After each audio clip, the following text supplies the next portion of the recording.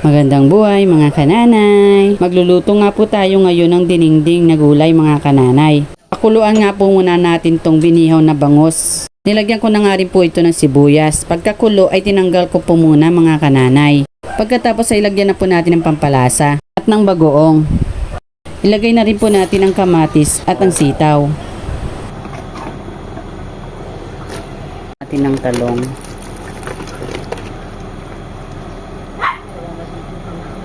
Pagkakulo nga po ay balik na rin po natin ang inihaw nating bangus na tinanggal po natin kanina. Ilagay na rin po natin ang dahon ng sitaw.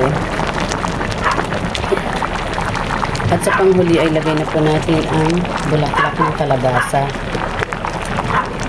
Pwede na nga po ito mga kananay. Luto na po ang ating dinengdeng na gulay. Subukan nyo na rin mga kananay. Nagsandok na nga po ako mga kananay para ihapag kila katatay at kaate Aina. Tara mga kananay, kain na rin po tayo. Hanggang sa muli mga kananay, salamat po sa inyong panonood. God bless po sa ating lahat.